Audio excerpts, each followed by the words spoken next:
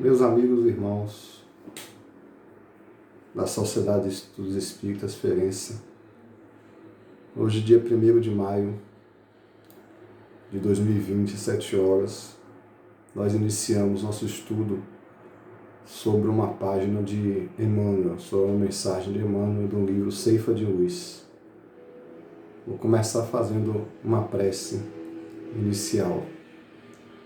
Deus Todo-Poderoso, ajuda-nos neste momento a entender melhor a mensagem do mentor espiritual e a darmos testemunho dos valores que o Cristo deixou para nós. Que assim seja. Conforme nós dissemos, eu vou ver aqui, a mensagem de hoje é do livro Ceifa de Luz.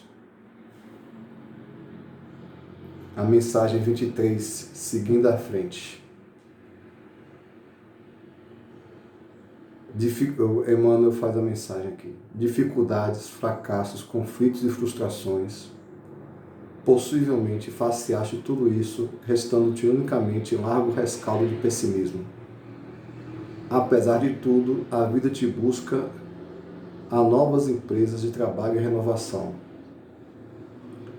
O sol brilha, o mar de oxigênio te refaz energias, o progresso trabalha, o chão produz e parece que a noite se te abriga no ser. Ergue-te em espírito e empreende a jornada nova. Uma estrada se continua em outra estrada, uma fonte associa-se a outra. Tens contigo a riqueza do tempo a esperar-te, na aplicação dela própria, a fim de que a felicidade te favoreça. Varre os escaninhos da alma, expurgando-te de lembranças amargas, e deixa que a luz do presente consiga alcançar-te por dentro das próprias forças. Renova e segue adiante, trabalhando e servindo. E à medida que avances, caminha fora, entre a bênção de compreender e o contentamento de ser útil, perceberá que todos os obstáculos e sombras de ontem se fizeram lições e experiências, enriquecendo-te o coração de segurança e de alegria, para que siga em paz no rumo de conquistas imperecíveis ante o novo amanhecer. Meus amigos, essa mensagem me lembrou que a história demonstra que, frequentemente, todas as conquistas do espírito e até mesmo algumas conquistas sociais e políticas são precedidas de derrotas acachapantes. Eu me lembro de Pedro, quando ele estava com Jesus. Jesus disse a Pedro: Pedro, tu serás a rocha sobre a qual erguerei a minha igreja. E nós sabemos que quando Jesus foi crucificado, quando Pedro estava à frente do Sinédrio, quando Jesus estava sendo julgado, conforme o próprio Mestre tinha dito, Pedro negou Jesus 3 vezes. Num ato de covardia, no momento em que o medo de morrer foi superior a todos os ideais de 3 anos de convivência com Jesus. E nós lembramos que momentos antes, quando Jesus foi preso, Pedro disse que jamais deixaria ninguém tocar em Jesus e ainda ergueu uma espada e arrancou a orelha do soldado romano, que Jesus botou no lugar e disse que quem com a espada fere, com a espada será ferido. Ou seja, como iniciado, como líder, como cristão, talvez poucas pessoas tenham falhado de forma tão vergonhosa como Pedro falhou. E mesmo assim, ele se tornou o líder da igreja cristã. E Jesus sabia que ele ia cair. Jesus sabia a natureza do homem que ele estava escolhendo para ser líder. Tanto é que ele disse: Pedro, em verdade eu vos digo, antes que o galo cante, tu me negarás 3 vezes. Ele disse: jamais, Senhor. Então, Jesus sabia quem era o homem que ele tinha escolhido como líder. Isso demonstra que a vitória quase sempre surge da derrota. Pedro poderia ficar acabrunhado pelo resto da vida, pensando que ele não tinha as qualidades para ser líder da igreja cristã, que ele tinha traído Jesus, que ele era um frágil e não estava à altura da missão. Mas depois de conviver 3 anos com Jesus, depois que Jesus ressurgiu para eles, deu mais exemplos para ele, ele fez a única coisa que um homem pobre e não letrado podia fazer. Como Jesus recomendou, ele cuidou dos esfomeados, dos leprosos, dos injustiçados. E depois de décadas do trabalho do bem, ele não só morreu por Jesus, como pediu para ser crucificado de cabeça para baixo. O livro Paulo e Estevão nos dá outro exemplo.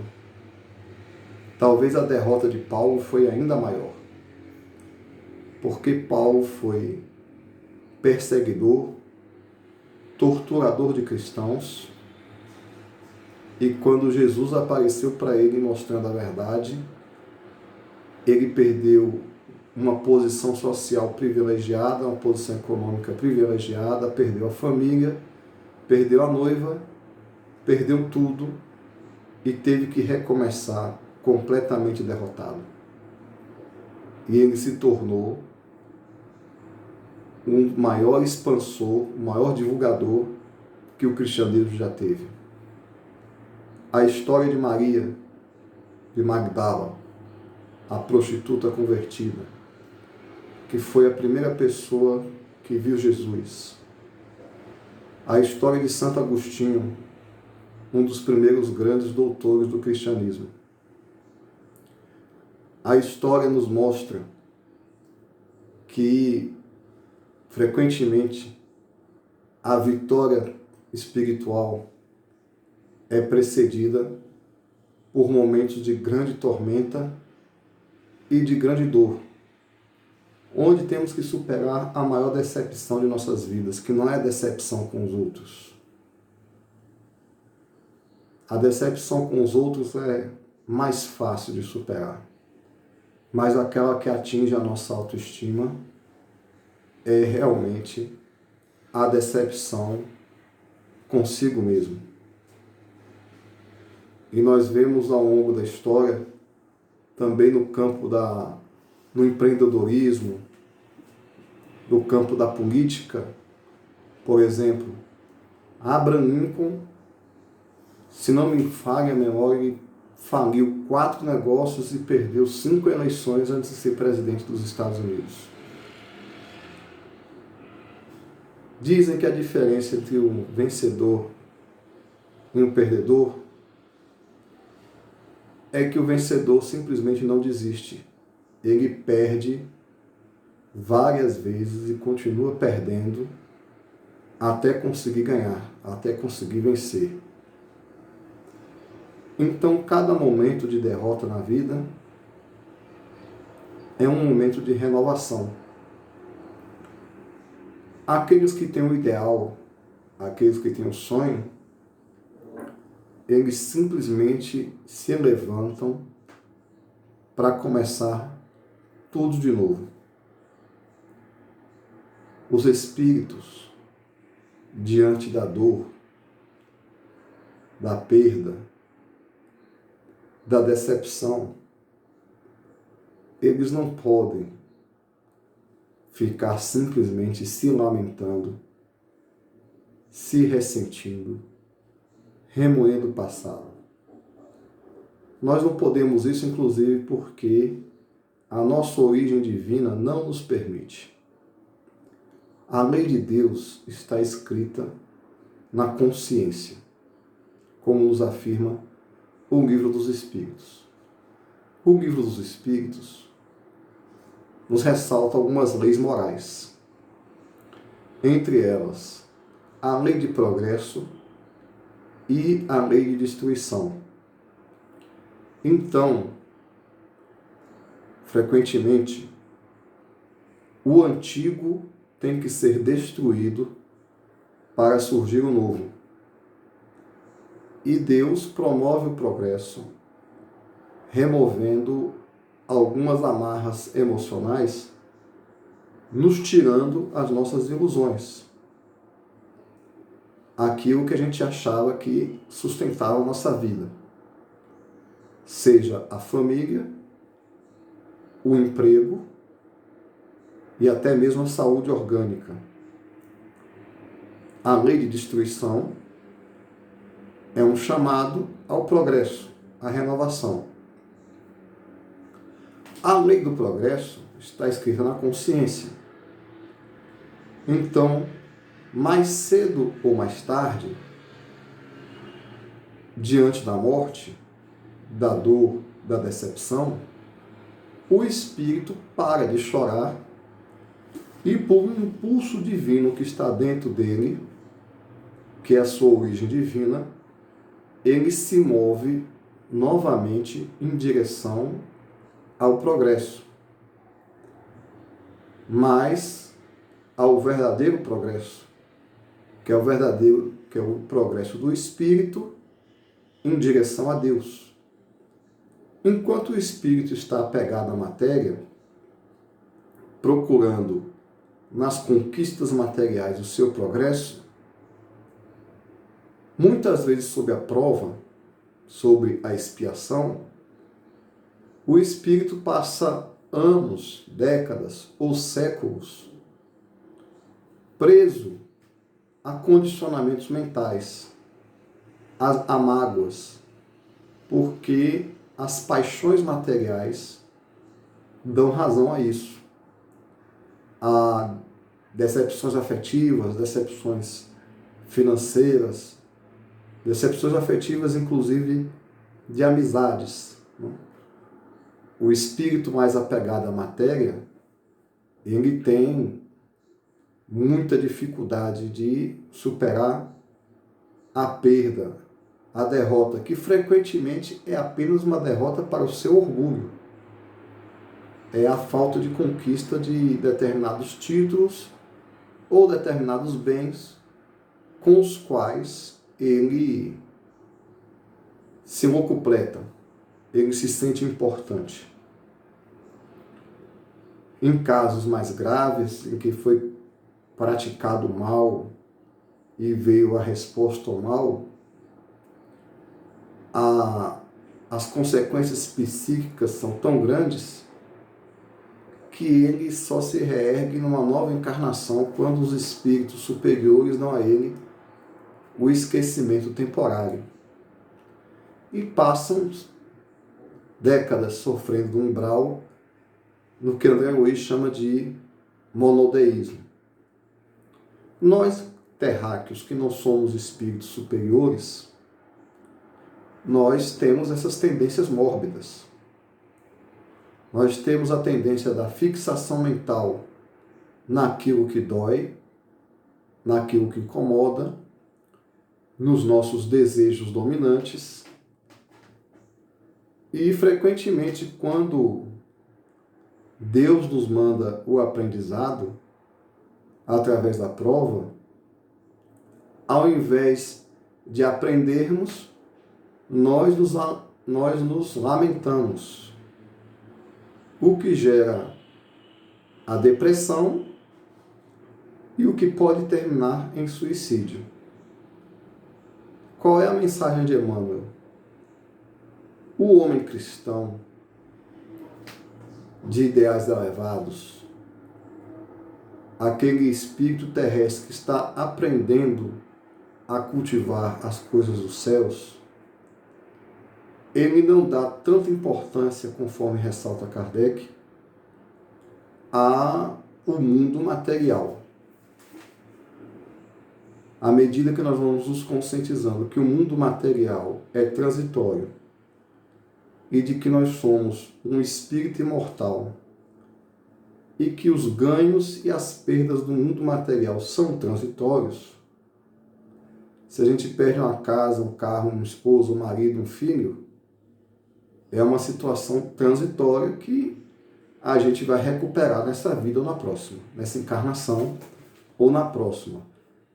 Kardec relata isso quando ele faz a diferença entre quem acredita na pluralidade das existências, da reencarnação, e quem acredita na unicidade da existência. Então, para o materialista, qualquer coisa, se lhe foi arrancado um braço, uma perna, então é uma tragédia irreversível.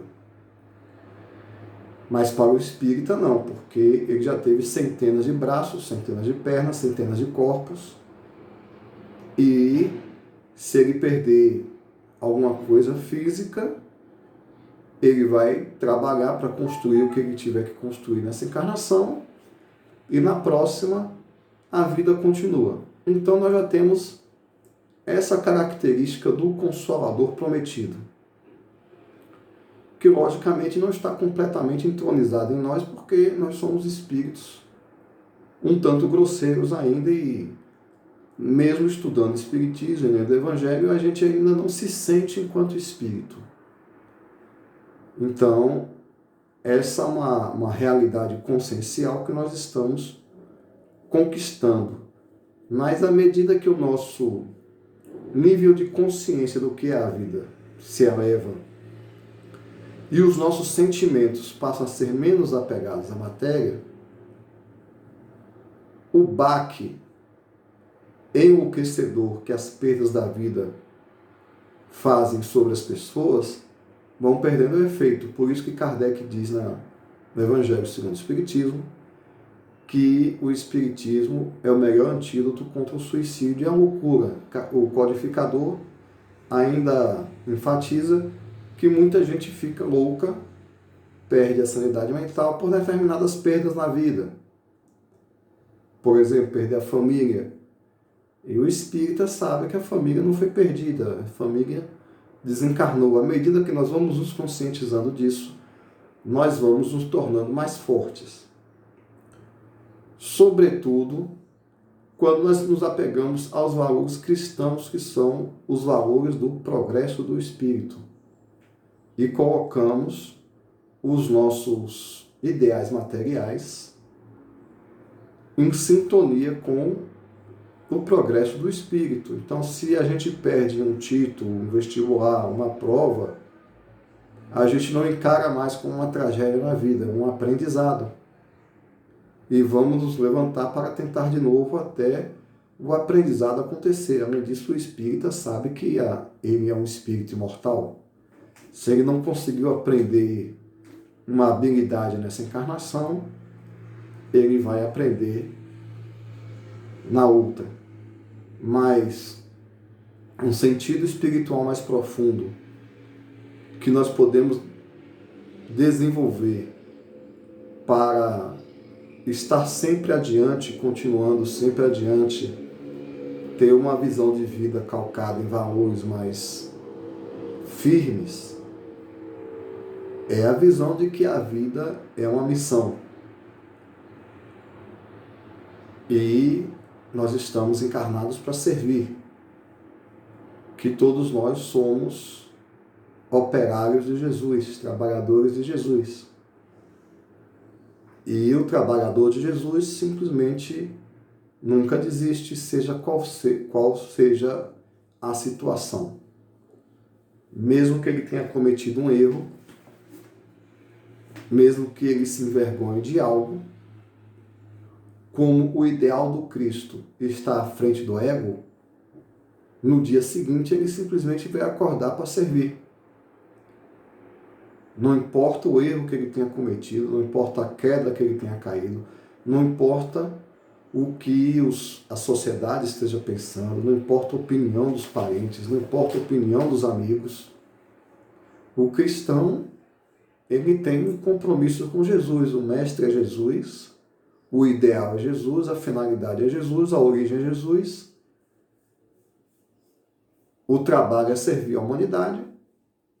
Então, dentro de casa, num hospital, preso no presídio, em qualquer lugar, nós vamos procurar uma oportunidade de estudar, aprender e servir. Eu me lembro no livro ainda Paulo e Estevão, duas passagens interessantes de Paulo, quando ele diz que, o que revela quando ele diz que não era mais ele que vivia, mas o Cristo que vive através dele. Quando Paulo ficou cego, ele saiu tateando pelas ruas de Damasco. Jesus disse: entre, que lá vai ser dito o que você tem que fazer. Então, a realidade é que um homem cego entrou nas ruas de Damasco, seguiu a ordem de Jesus, porque com vista ou sem vista, com dinheiro ou sem dinheiro, com saúde ou sem saúde, ele sabia que ele tinha que servir a Jesus, que ele tinha que trabalhar por Jesus, mesmo sem saber exatamente como ele ia fazer, o que ele ia fazer, mesmo sem ter recurso nenhum para fazer coisa nenhuma, o que ele conseguisse fazer, ele ia fazer. No livro também, no final do livro, Paulo e Estevão, quando Paulo desencarna e vê os amigos dele, Estevão e Abigail, ele olha primeiro para Jesus pedindo permissão para saber o caminho que ele tinha que seguir. É por isso que Paulo diz que não era mais ele que vivia, mas é Jesus que vivia através dele.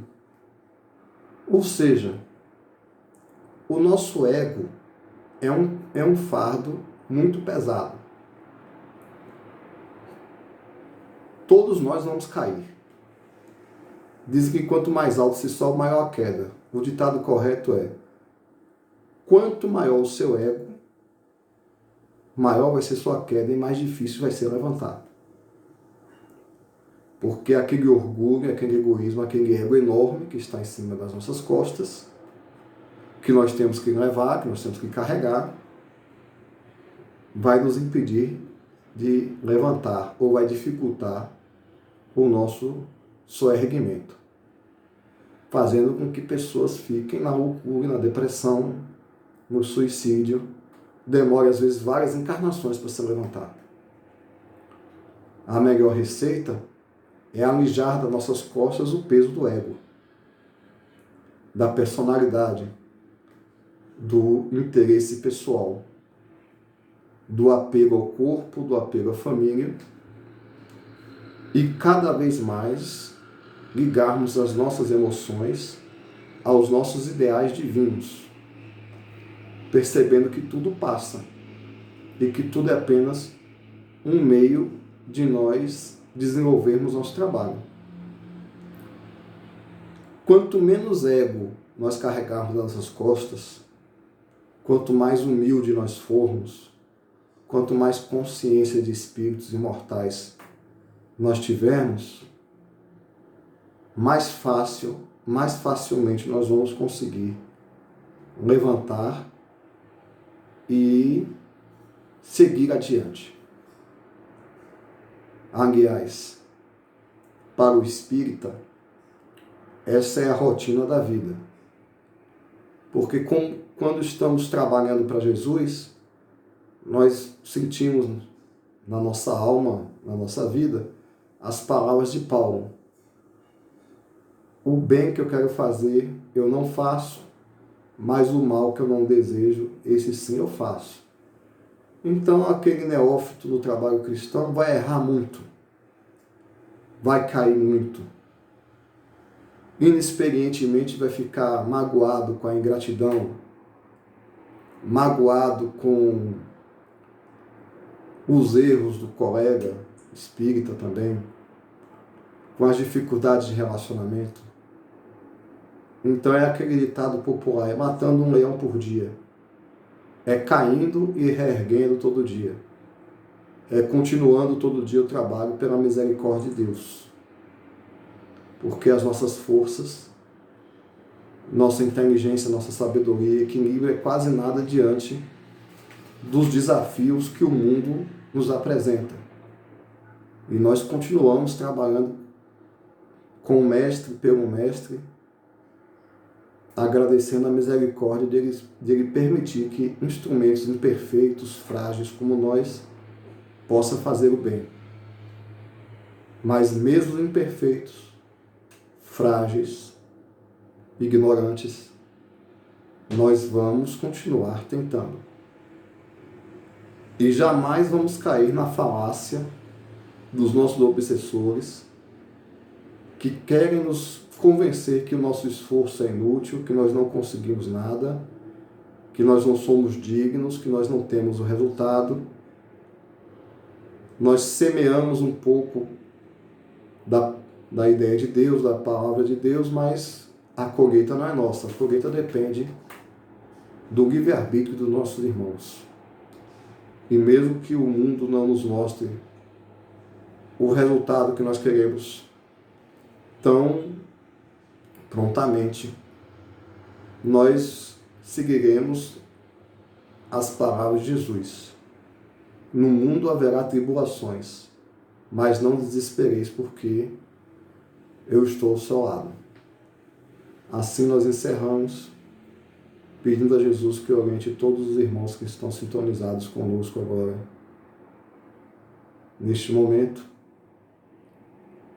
e que oriente a comunidade espírita para entender sua missão no momento de transição planetária e que nós consigamos, ainda que distantes fisicamente, estarmos unidos em nossos corações e sermos aqueles discípulos que se reconhecem por muitos se amarem.